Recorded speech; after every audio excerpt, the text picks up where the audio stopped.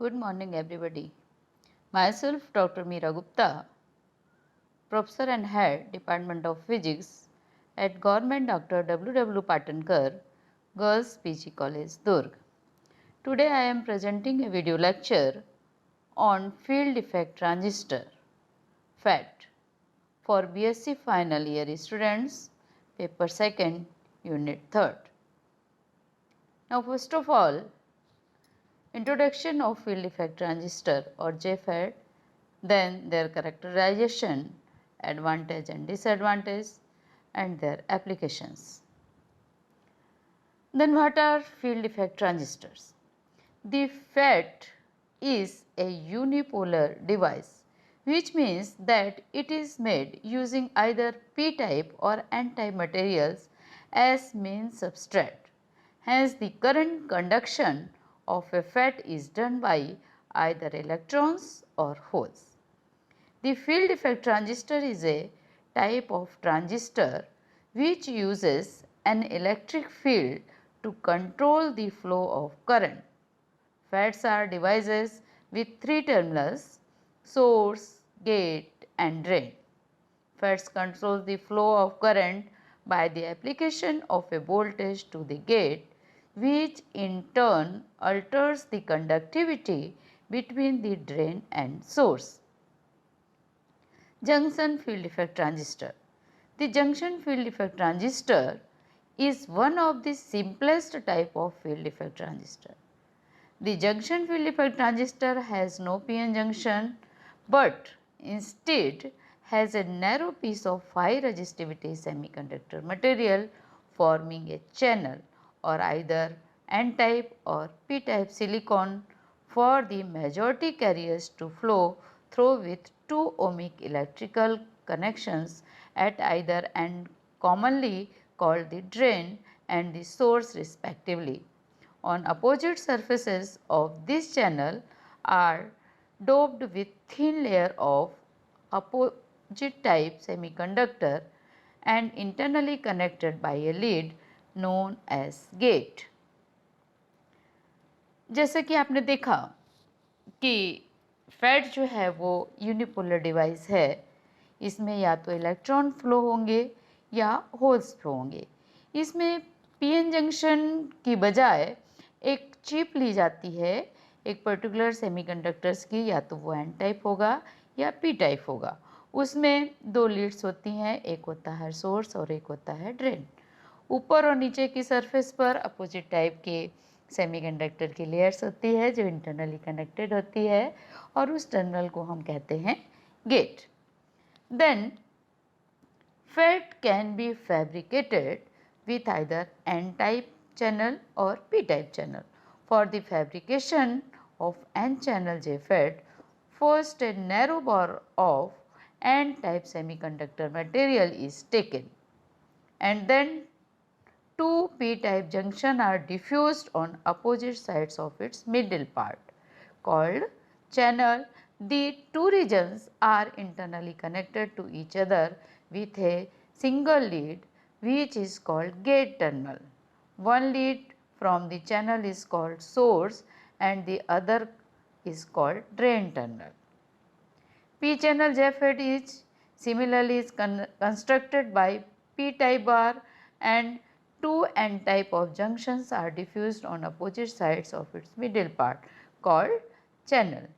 Source. It is the terminal through which majority carriers are entered in the bar, so it is called source. Source का मतलब जहाँ से हमारे majority carriers जो है वो emit होंगे और वहाँ से ही majority carriers enter होंगे. Then drain. It is the terminal through which majority carriers are leads the bar, so it is called the drain terminal. Then gate. These are two terminals which are internally connected with each other and heavily doped region which forms two p-n junction with the channel. Then these are the symbols of JFET. So this is N type JFET, N type JFET में हमने N type semiconductor की बाहर ली हुई है, जिससे एक lead निकली हुई है जिसको हम सोर्स बोलते हैं, दूसरी एक लीड निकली हुई इसी चैनल से जिसको हम ड्रेन बोलते हैं। इनके अपोजिट सरफेसेस पर हमने पी टाइप का सेमीकंडक्टर डिफ्यूज़ किया हुआ है और इन दोनों को मिला करके एक लीड बनती है जिसको हमने कहा है gate. Then P type channel में हमने पी टाइप चैनल फैट में हमने पी टाइप की बार ली हुई है सेमीकंडक्टर बार, और इसमें ये सोर्स जो है वो पी टाइप होगा, ड्रेन जो है वो पी टाइप होगा और गेट जो है वो एन टाइप होगा। सिमिलरली इनका जो सिम्बॉल्स हम बनाएंगे इसमें डिफरेंस करने के लिए कि वो एन चैनल फैट है या पी चैनल फैट है, तो इसमें हम गेट पर जो है वो एरो लगाएंगे।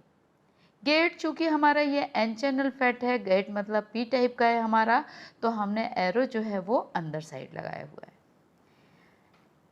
इसी प्रकार से ये पी चैनल फैट है तो गेट हमारा एन टाइप का है, मतलब गेट पर हमने एरो जो है वो बाहर की साइड लगाया हुआ है। इसको आप इस डायग्राम से और अच्छे से समझ सकते हैं। ये एन चैनल फैट है, देख लीजिए ये एन चैनल है, ये अपोजिट साइड्स के हमने ये पी टाइप के सेमीकंडक्टर डिफ्यूज़ किए हुए हैं, तो ये बीच में हमारा ये एक पी एन जंक्शन इधर बनता है और एक पी एन जंक्शन इधर बनता है। ये एन है और ये पी है, ये एन है और ये पी है।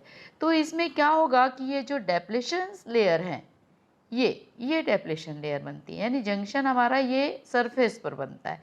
इसी तरह से पी चैनल फैट में ये पी चैनल है, ये एन टाइप के सेमीकंडक्टर को हमने अपोजिट सरफेसेस पर डिफ्यूज़ किया हुआ है, तो ये हमारा पी एन चैनल इधर, पी एन जंक्शन इधर बन गया और एक पी एन जंक्शन जो है इधर बन गया। ये डेप्लेशन लेयर शो कर रहा है। तो ये सोर्स की लीड है आपकी, ये ड्रेन की लीड है, इधर ये दोनों को मिला करके इंटरनली कनेक्टेड है, गेट लीड है। तो ये हमने सोर्स और ड्रेन के बीच की बाइसिंग दी हुई है जिसको हम वीडीएस कहते हैं, और ये गेट पर हमने एक अलग स्मॉल बैटरी जो है वो कम वोल्टेज की बैटरी से हमने गेट को बायस किया हुआ है। इसी तरह से ये सोर्स और ड्रेन के बीच के लिए बायसिंग के लिए बैटरी लगी हुई है, ये गेट के बायसिंग के लिए बैटरी लगी हुई है। अब इसकी बायसिंग कैसे की जाती है इसको आपको अच्छे से समझना है। अब इसकी बायसिंग के लिए नेक्स्ट इसकी वर्किंग में हम देख लेते हैं वर्किंग ऑफ जेफेट। इसमें क्या है कि gate is always in reverse bias. इसका जो गेट होगा वो हमेशा ही रिवर्स बायस में होगा, जैसा कि आप देख रहे हैं यहाँ पर ये गेट जो है वो पी टाइप का है, तो हमने इसको बैटरी के निगेटिव से जोड़ा हुआ है, और सोर्स जो है ऑलवेज जो है वो फॉरवर्ड बायस में होगा, चाहे वो एन चैनल फैट हो या पी चैनल फैट हो। एन चैनल फैट है मतलब आपका सोर्स एन टाइप का है, इसलिए देखिए हमने ये एक बैटरी जो है हाई वोल्टेज की थोड़ी सी बैटरी है जिसके हमने निगेटिव से जोड़ा हुआ है क्योंकि ये एन चैनल है। तो एन चैनल का मतलब सोर्स को हमने वीडीएस के निगेटिव से जोड़ा हुआ है, और drain with respect to source जो है वो रिवर्स बायस में रहेगा।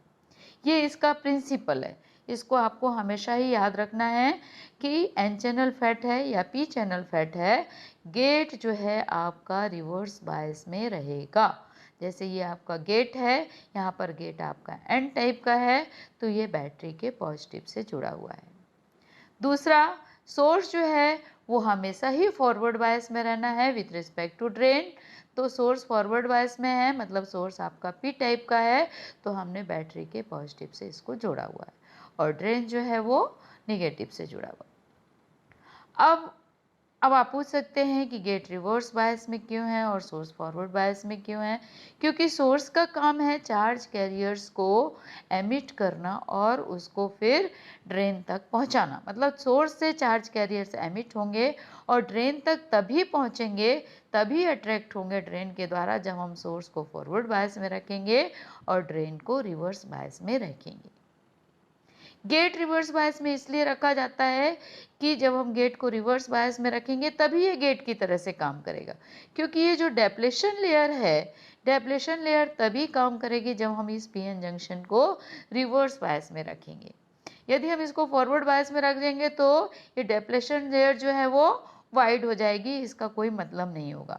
जब हम डेप्लेशन लेयर को रिवर्स बायस में रखेंगे तभी ये जैसे जैसे हम गेट को रिवर्स करेंगे ये डेप्लेशन लेयर जो है वो चौड़ी होते जाएगी और चैनल जो है आपका नैरो होता जाएगा, है ना। तो वाइड और नैरो होना चैनल का किसके ऊपर डिपेंड करेगा? आपकी गेट की बायसिंग के ऊपर। तो गेट तभी गेट की तरह से कार्य करेगा जबकि ये रिवर्स बायस में होगा। तो चाहे वो एन चैनल फैट है चाहे पी चैनल फैट है, ये आपको सिद्धांत याद रखना है कि गेट रिवर्स बायस में रहेगा, source with respect to drain forward bias में ही रहेगा। यही हमने इसमें लिखा हुआ है। Next, characteristics of JFET. There are two types of static characteristics of FET or JFET. First, output or drain characteristics. Second, transfer characteristics. Then output or drain characteristics, the curve drawn between drain current ID and drain source voltage VDS with gate to source voltage VGS as the parameter is called the drain or output characteristic. Then transfer characteristics. The transfer characteristics for a JFET can be determined experimentally keeping drain source voltage VDS constant and determining drain current for various values of gate source voltage VGS. Then this is the circuit diagram of N channel FET. पहले हम circuit diagram बनाएंगे फिर उसका characteristics खींचेंगे। Then इसमें आप देख रहे हैं सर्किट डायग्राम में ये हमारा एन चैनल फैट है। एन चैनल फैट का ये हमारा सोर्स जो कि पी टाइप है, सॉरी एन चैनल है तो एन टाइप का होगा और ड्रेन भी हमारा एन टाइप का है। गेट जो है वो पी टाइप का होगा। चूँकि एन चैनल फैट है इसलिए गेट जो है पी टाइप का है, यानी एरो हमने गेट पर अंदर की तरफ लगाया हुआ है।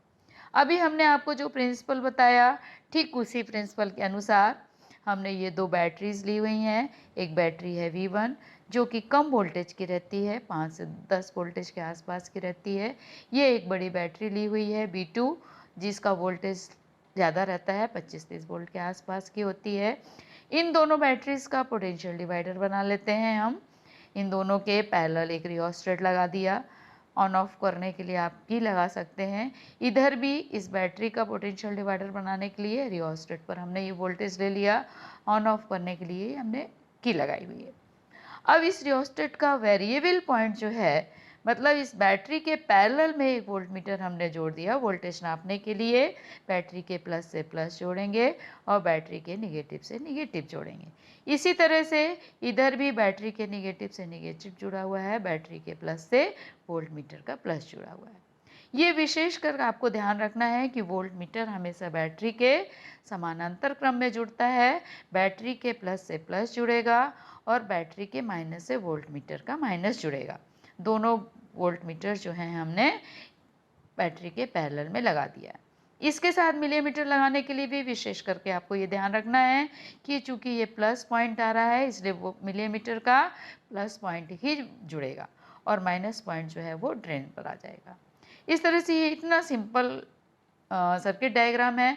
देखने में ऐसा लगता है कि बहुत बड़ा कॉम्प्लिकेटेड डायग्राम है, बट यदि आपको ये प्रिंसिपल मालूम है कि गेट को कैसे जोड़ना है, सोर्स को कैसे जोड़ना है, पोटेंशियल डिवाइडर कैसे बनाना है, वोल्टमीटर कैसे जोड़ना है और मिलीमीटर कैसे जोड़ना है, तो सर्किट डायग्राम बहुत आसान हो जाता है, बहुत अच्छे से बन जाता है और सही बनता है। अब इसमें कॉमन पॉइंट है, ये सोर्स का कॉमन पॉइंट है जो कि इधर की बैटरी पर भी गया हुआ है और इधर की बैटरी से भी गया हुआ है। ये वोल्टमीटर जो है voltage between gate and source measure करेगा। ये वोल्टमीटर जो है वो voltage between drain and source measure करेगा। ये आपका आईडी करंट ड्रेन करंट को मेज़र करेगा। अब जैसे कि हमने आपको बताया कि फर्स्ट जो है वो आउटपुट करेक्टरिस्टिक्स है। आउटपुट करेक्टरिस्टिक्स का मतलब ये आउटपुट जो क्वांटिटीज़ हैं, वैल्यूज़ जो हैं, मतलब voltage between drain and source and ID drain current. तो हम गेट सोर्स वोल्टेज को कांस्टेंट करके हम VDS और ID में जो ग्राफ खींचेंगे वो कहलाएगा हमारा आउटपुट करेक्टरिस्टिक। चलिए अब हम देखते हैं। सिमिलरली ये पी टाइप चैनल JFET का सर्किट डायग्राम है। इसमें देख लीजिए ये आपका फैट है जिसमें ये सोर्स जो है वो पी टाइप का है, ड्रेन भी पी टाइप का है, गेट जो है वो एन टाइप का है। एन टाइप होने से हमने एरो जो है वो बाहर लगा दिया है। बस सिमिलर करेक्ट सर्किट डायग्राम है, सिमिलर। यहाँ पर चूंकि सोर्स हमारा क्या है, पी टाइप का है, तो बैटरी के पॉजिटिव से जुड़ा हुआ है। गेट हमारा एन टाइप का है, एन टाइप का मतलब इसको रिवर्स बायस करना है, तो बैटरी के हमने पॉजिटिव से जोड़ दिया है। इसका पोटेंशियल डिवाइडर बनाया है, इसका पोटेंशियल डिवाइडर बनाया है, बैटरी के प्लस से प्लस जोड़ दिया, बैटरी के माइनस से माइनस जोड़ दिया, इधर भी बैटरी के प्लस से प्लस, बैटरी के माइनस से माइनस, देन वोल्ट मीटर का माइनस, मिलीमीटर के माइनस से, और प्लस जो है वो। तो ये प्रिंसिपल याद है तो हमारा सर्किट डायग्राम बहुत अच्छे से बन जाता है। अब हम इनका करेक्टरिस्टिक्स देखते हैं। देन आउटपुट करेक्टरिस्टिक्स में जैसा कि हमने आपको बताया, voltage between drain and source, ये एक्स एक्सिस पे हमने लिया हुआ है। वाई एक्सिस पर ये ड्रेन करंट है आईडी, जो कि हम मिली एमीटर में नापेंगे, और ये गेट सोर्स वोल्टेज है।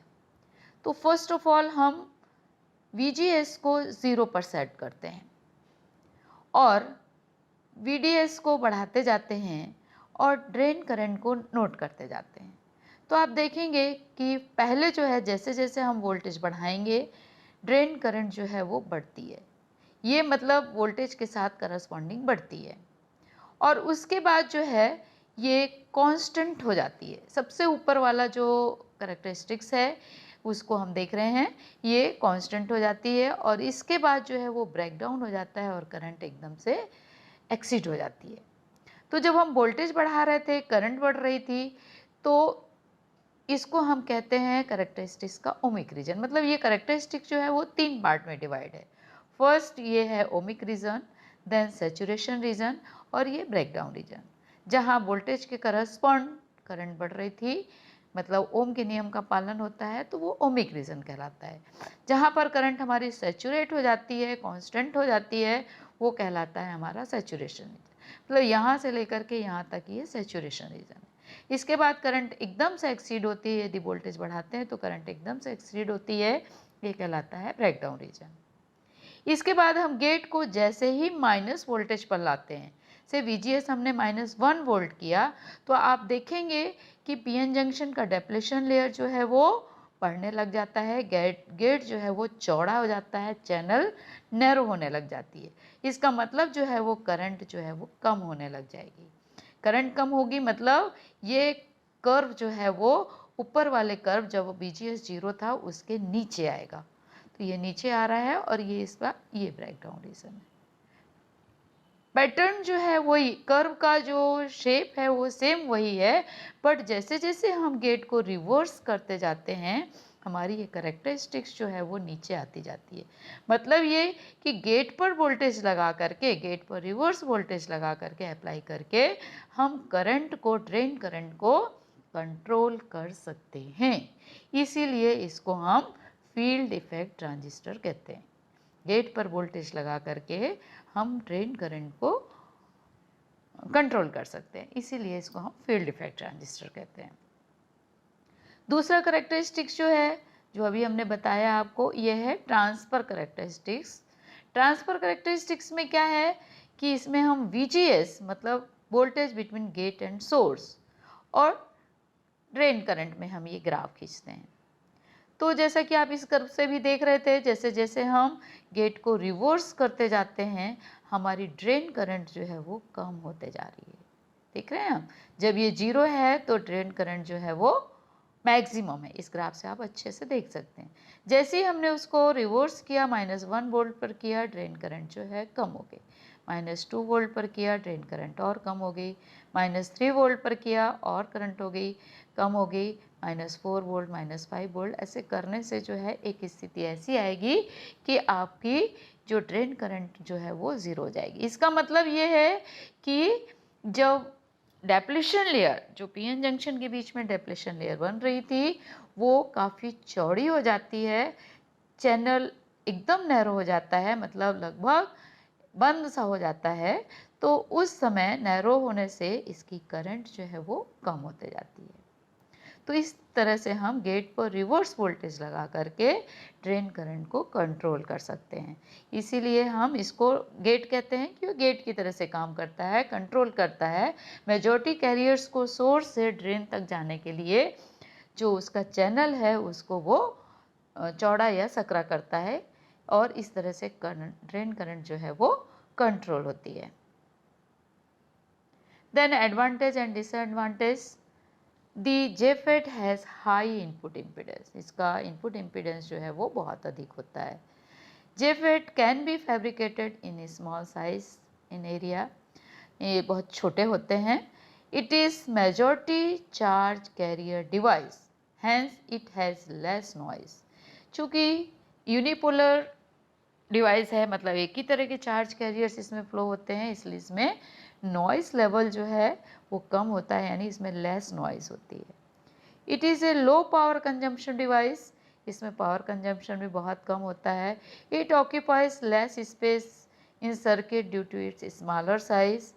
It has a negative temperature coefficient of resistance, so they possesses high temperature stability. इनकी टेम्परेचर स्टेबिलिटी जो है वो बहुत अच्छी होती है। हाई टेम्परेचर स्टेबिलिटी का डिवाइस है, इनकी टेम्परेचर स्टेबिलिटी अच्छी होती है।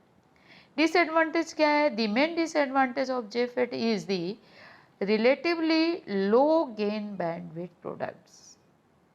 Then the performance of JFET goes down as frequency increases due to feedback by internal capacitance. Now what are the applications of JFET? The JFET is used as a low noise amplifier. This is used as a buffer amplifier. This is used as cascade amplifier. This is used as analog switch. This is used as chopper, used as multiplexer. This is used as current limiter, then phase shift oscillator, then constant current source, and it is used as high impedance amplifier. तो ये different type के amplifiers में इस JFET का use किया जाता है क्योंकि इसकी बहुत सारी एडवांटेज हैं इसके, इसलिए ये बहुत सारे एम्पलीफायर्स में यूज़ किया जाता है। तो ये इस तरह से ये आपका ये फैट फील्ड इफेक्ट ट्रांजिस्टर का टॉपिक जो है वो कंप्लीट होता है।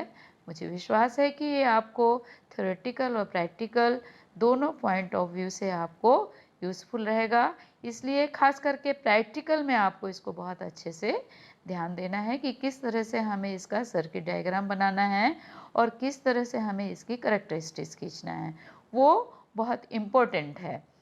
Then thank you.